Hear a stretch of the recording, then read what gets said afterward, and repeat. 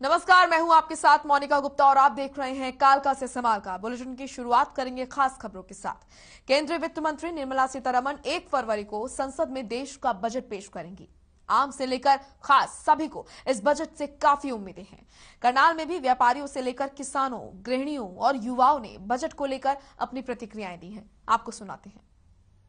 प्रधानमंत्री नरेंद्र मोदी ने पीछे अभी 16 जनवरी को स्टार्टअप इंडिया का लॉन्च किया है। मेरी राय में अगर हम प्रॉपर गाइडेंस और एक पूरा प्लेटफॉर्म अगर एंटरप्रेन्योर्स को देंगे तो उससे उनको एक पाथवे दिखेगा। This will help in revenue generation and economic growth of the country. Government से यही गुजारिश करता हूं कि जो अनएम्प्लॉयमेंट है, जो बेरोजगारी है सर, उस पर सरकार को ध्यान देना चाहिए और इसके लिए सर स्पेशल प्रोविजंस किए जाने चाहिए, क्योंकि सर जो यूथ है हमारे देश का, वो हमारे देश का एक ग्रोथ पिलर है। उसकी तरक्की के बिना देश तरक्की बिल्कुल भी नहीं कर सकता।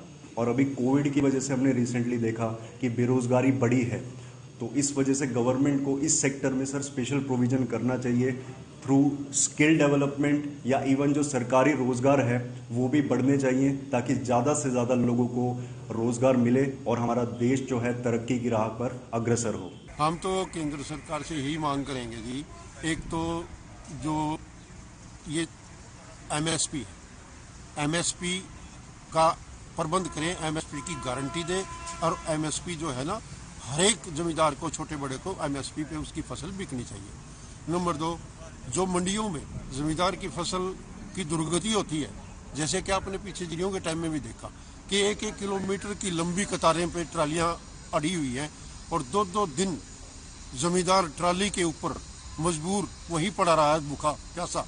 तो ये दुर्गति किसान की नहीं होनी चाहिए। जब फसल लेके आता है किसान तो उसकी एमएसपी पे फसल बिकनी चाहिए। और जो मंडीकरण है वो मंडी जारी रहना चाहिए। जमींदार का और आड़ती के बिना, मंडी के बिना जमींदार की फसल प्रॉपर नहीं बिक सकती। मेन प्रॉब्लम तो खाद बीज की है। खाद बीज टाइम पे नहीं मिलता। पहले डीएपी नहीं मिला, फिर यूरिया नहीं मिला। अब यूरिया के लिए लाइन लगी हुई है। लेडीज वगैरह सारी लाइन में लग कर राशन कार्ड ले लेके घूम रही है, फिर भी यूरिया नहीं मिलता। बहुत भारी किल्लत है। ऐसे ही एमएसपी पे सरकार गारंटी कोई दे नहीं रही। एमएसपी पे बार बार कहती है, वादा कर लेती है, वादा खिलाफी होती है हर बार इसमें। और ऐसे ही जो मंडियों का सिस्टम, ये भी चलना चाहिए। मंडियों का सिस्टम में भी जब जैसे पहले भी तो मंडियाँ चल रही थी, ऐसे रूटीन में मंडियाँ चलनी चाहिए। और ये कृषि यंत्रों पर सरकार सब्सिडी देनी चाहिए ज़्यादा से ज़्यादा, इनको बढ़ावा देना चाहिए। तो पराली के ऊपर बैन लगाते हैं, कभी किसी तूड़ी के ऊपर बैन लगाते हैं, इसके लिए सरकार सब्सिडी दे ज़्यादा से ज़्यादा यंत्रों पर।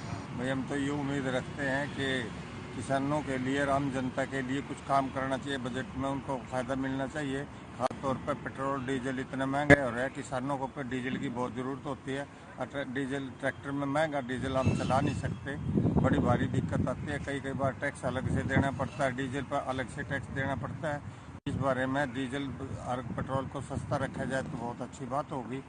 और ये जो उसके फसल बीमा के पोर्टल कर रखे, ये सारे उसमें इकट्ठे कर रखे। एक है, कोई आदमी किसी का पोर्टल करा जाता है, कोई किसी का पोर्टल। ये बड़ी समस्या हो रही। अनपढ़ किसान है, उसमें जो पढ़े लिखे जिसके घर में वो तो करा लेता, दूसरे के बस की बात। 80% अनपढ़ आदमी है। बजट में इन्हें आम आदमी के लिए जो डेली नेसेसिटी की जो चीज़ें हैं उनको देखना चाहिए।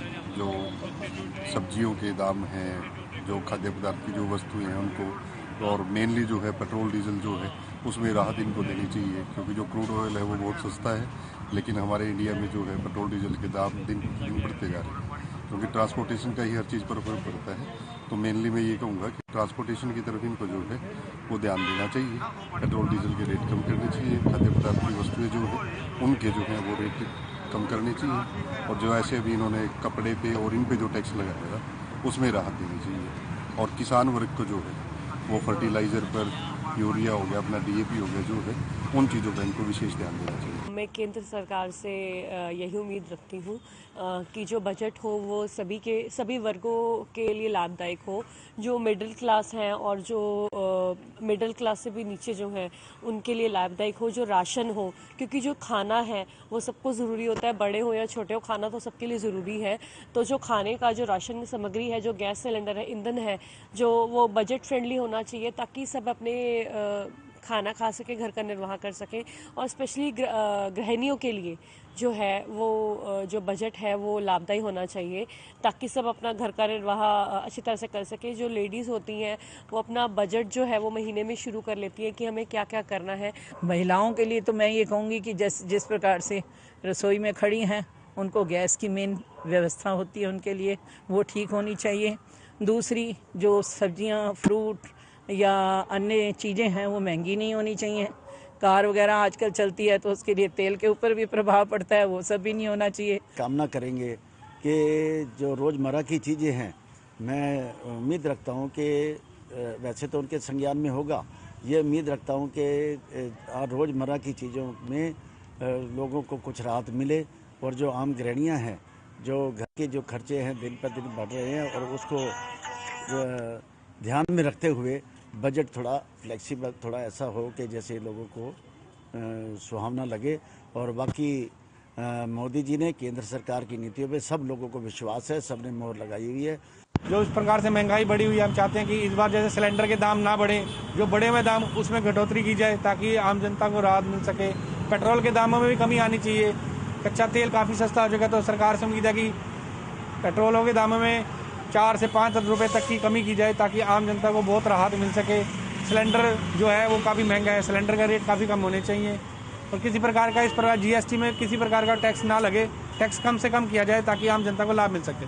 एक आम आदमी के लिए एक अच्छा बजट होना चाहिए। तो उम्मीद ये करती है कुछ इनकम टैक्स का जो रिबेट है वो भी बढ़ाया जाएगा, उसकी जो लिमिट है वो बढ़ाई जाएगी, और पेट्रोल डीजल में थोड़ा बहुत अभी गवर्नमेंट ने रेट कम किया ही था, तो अगर वो जीएसटी में ले लेते हैं तो बहुत ही अच्छा है, तो और भी रेट उस पर कम आ जाएगा और लोगों को बहुत फ़ायदा रहेगा उसका।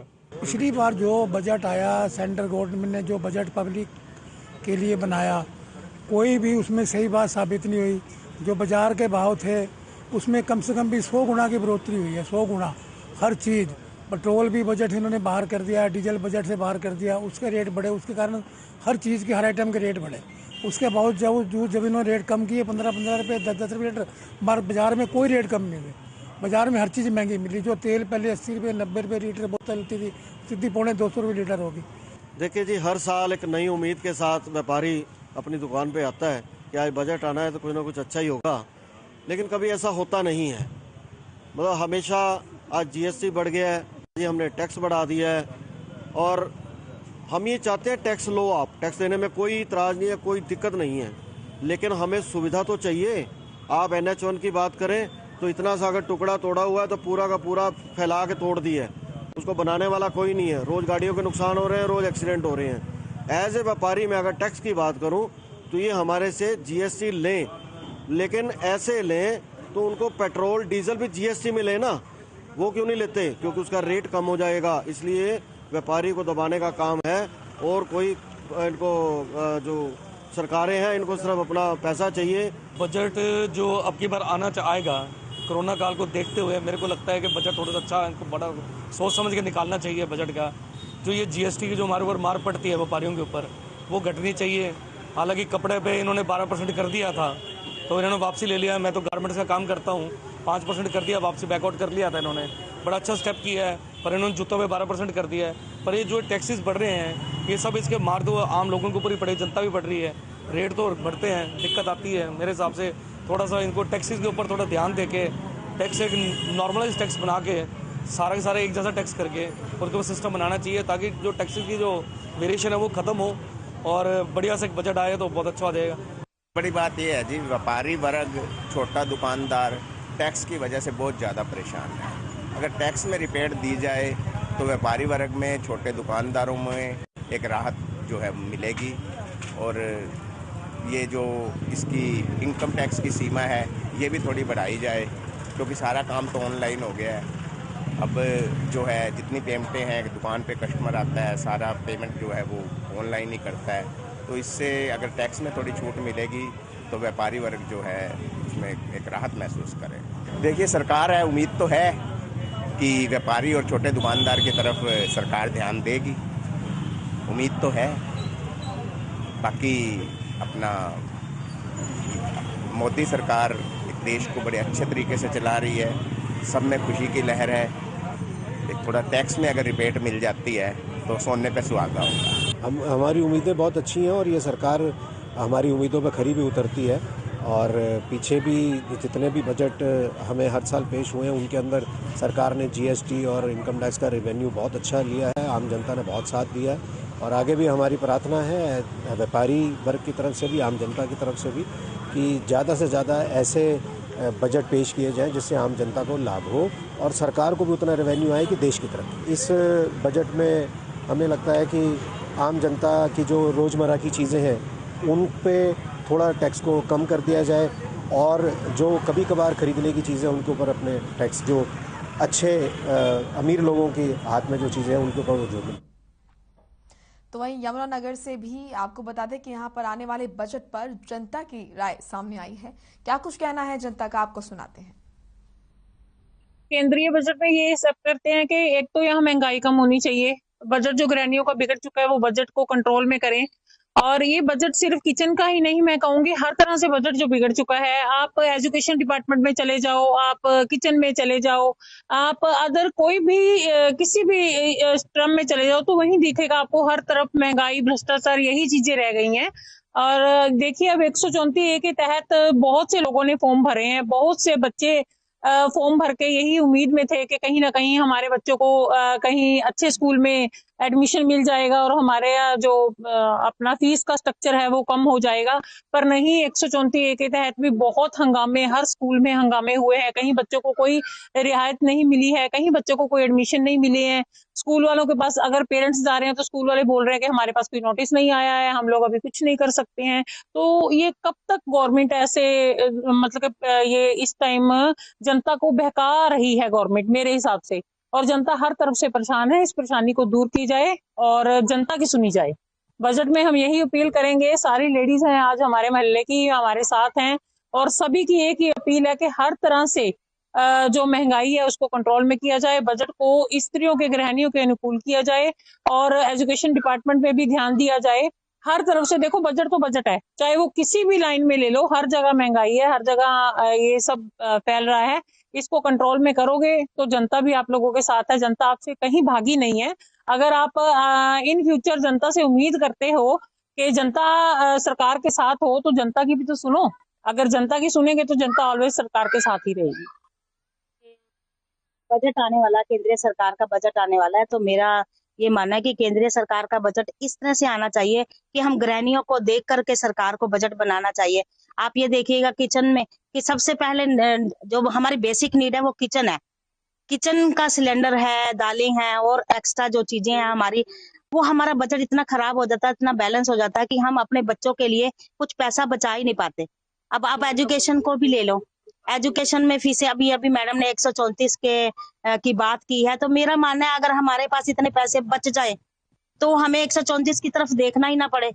मेरे विचार, आदमी के विचार अपने अपने होते हैं, तो मैं चाहती हूँ कि बजट ऐसा बनाया जाए कि गृहिणी के ऊपर लोड ना पड़े, वो खुशी खुशी अपने बच्चों की एजुकेशन पे पैसा अपनी इच्छा के अनुसार लगा सके और अपने भविष्य को सुखद बना सके। धन्यवाद।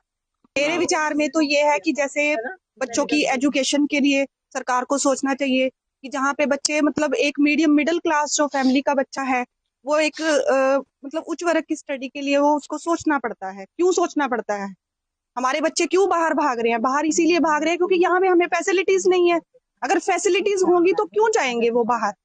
वो बाहर नहीं जाएंगे। इसलिए मैं सरकार से यही अपील करना चाहूंगी कि वो प्लीज प्लीज प्लीज बच्चों की तरफ ध्यान दे। जो हमारा आज हमारे जो बच्चे हैं हमारे कल का भविष्य हैं।